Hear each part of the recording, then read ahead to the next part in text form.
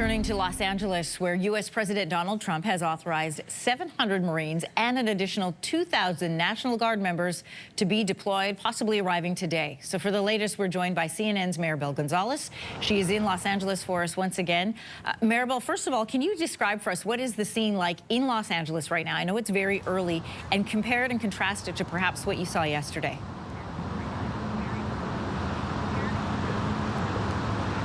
Yeah, good morning, Anne-Marie. It definitely is quiet here in the streets of downtown Los Angeles.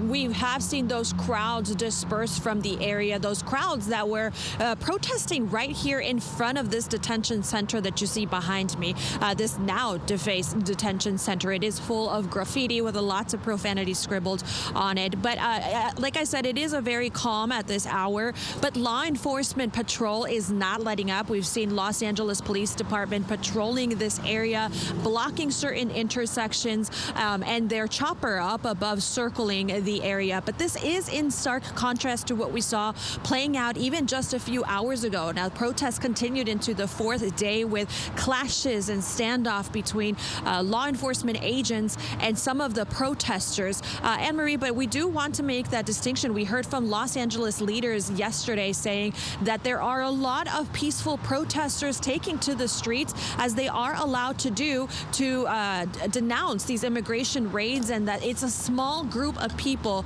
that are out creating chaos on the streets of Los Angeles. So they definitely wanted to make that distinction. You know, we just were mentioning the fact that the president, your president, has deployed 700 Marines, 2,000 more National Guard members. Describe for us what that looks like. It's an important distinction that they are not legally allowed to interfere with local policing, that they're there to guard federal employees and federal buildings. And that's an important distinction, because that's, my understanding, is what allows the president to send them without going through the Insurrection Act.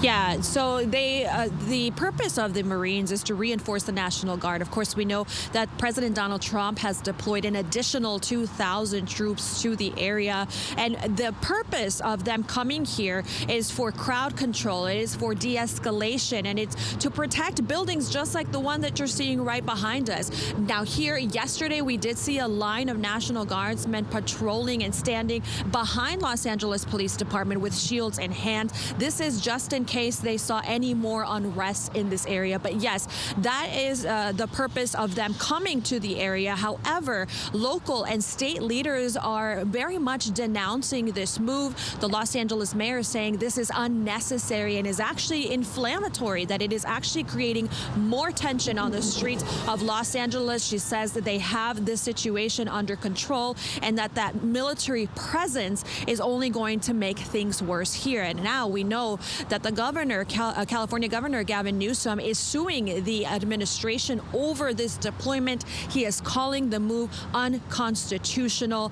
This is the first time in decades that a president has deployed the National Guard without the state's consent or request. So that is a big point of contention right now between the state and federal governments.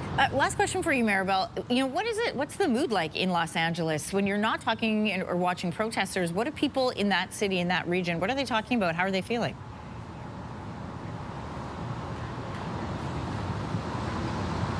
You know, you have to keep in mind that a big population of Los Angeles is Hispanic. They have ties to the Hispanic community. These are communities that are built, you know, around immigrants and immigrant workforce as well.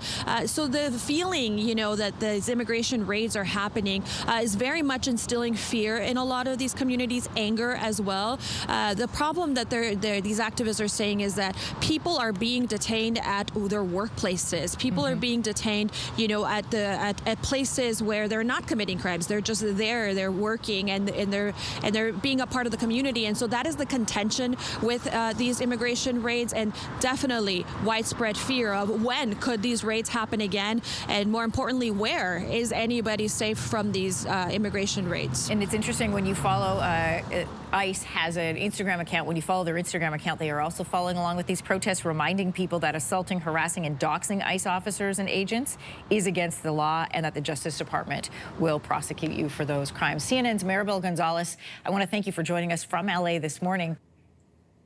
If you like that video, make sure to subscribe to the Your Morning YouTube feed, where you can find all kinds of new content posted every weekday morning.